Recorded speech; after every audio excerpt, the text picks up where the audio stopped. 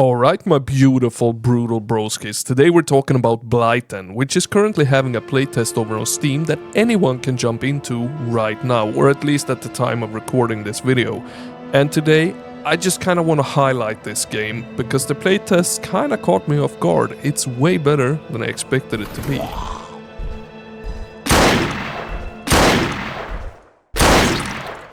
Now, I have not known about this game for very long at all. The developer reached out to me with an early access code for the playtest, and to my other surprise, this was pretty damn good! And you know what makes it even more surprising? This game is completely built in the FPS engine. Yeah, that one. That very limited engine that somehow keeps getting pushed harder and harder with every new project people make in it.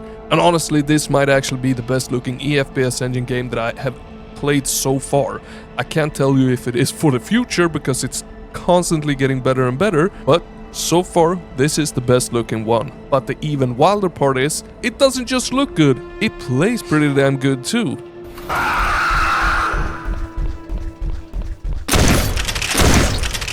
Now, Blighten is a survival horror first-person shooter set inside an abandoned facility that, that setting we have never seen before, but okay.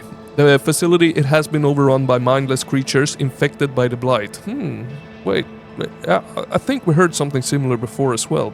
Naturally, our job is to get through this industrial hellscape, scavenge for resources, and do whatever it takes to survive. Not the most original premise here, but I mean hell, it works for survival horror first-person shooters. It simply does. And right away, the game does a pretty solid job of setting that tone. It feels grimy, isolated, and hostile in a way that also just simply works really well for this kind of game. Now, the playtest only gives us one level, and judging by how the story is presented here, it seems like it's the first level of the full game. So obviously, I have not seen enough of the story yet to sit here and say that it is amazing or anything like that, but from what I did get, I'm into it. Most of the storytelling comes through notes scattered around the levels, mixed with environmental storytelling, and I think that stuff is handled really well here. You read a note, then look around the room you're standing in, and suddenly it clicks what happened here. You can clearly tell what kind of area this used to be, what went wrong, and how badly everything fell apart. And that stuff adds a lot, especially in a game like this where atmosphere matters just as much as the shooting does. Yeah, I just said that. And speaking of the shooting, this game absolutely leans into the brutal survival horror side of things. Every single shot matters here. There is enough ammo in the level to get through it, but that does not mean that you can waste it. If you boot this up and immediately start testing your revolver into a wall like a maniac, yep, that might come back to bite you later. Now in the playtest we get a revolver and a shotgun, and both of them, they actually feel freaking good to fire with. But this is not the game where you can just run around blasting everything without thinking, as I made clear just about a second ago.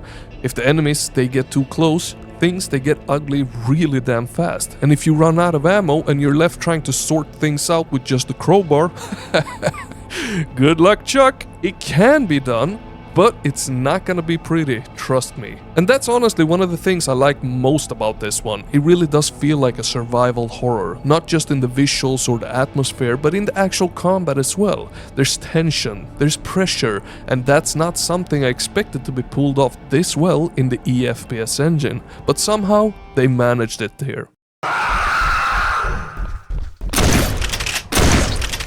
And visually, yeah, the game looks great, as I said. It has that gritty retro style with chunky pixelated textures, but it still feels detailed in all the right places. The environments, they look fantastic. The weapon animations are really nice to look at, and the hand animations, they're freaking solid. I just love them.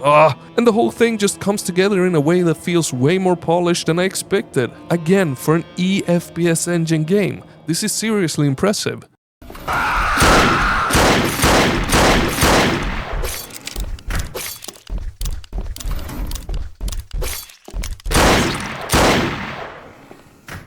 And when it comes to the audio, which is also extremely important in a survival horror, it is quite solid, especially the weapons. The enemy sounds are a bit more generic and not really that powerful, so I'm not gonna sit here and pretend that they blew me away, because they absolutely did not.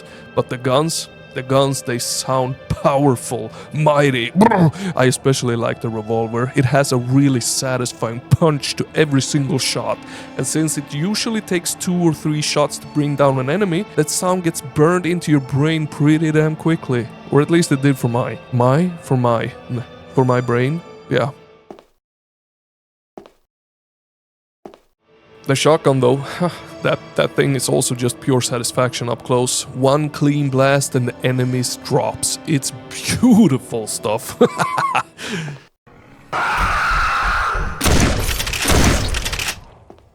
As for the enemies themselves though, in the playtest we don't get a huge variety of them, but what's here, it works. The first type moves really slow and goes down the easiest. Then later on you run into another one that looks way nastier and that thing can start sprinting at you.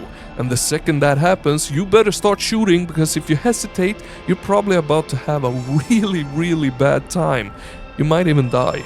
Yeah, so no, this is absolutely not a full review of Blighten. This is me telling you that this game exists and you should definitely keep it on your wishlist or give the playtest a spin. I personally had a blast with this playtest and I think it has a lot of promise. I'm genuinely curious to see what the full game brings, and I hope that I managed to make you curious as well. And if you liked what you saw today, remember to hit that thumbs up, and if you want even more stuff like this, hit that subscribe as well. Papa Slim, he loves ya. Over and out.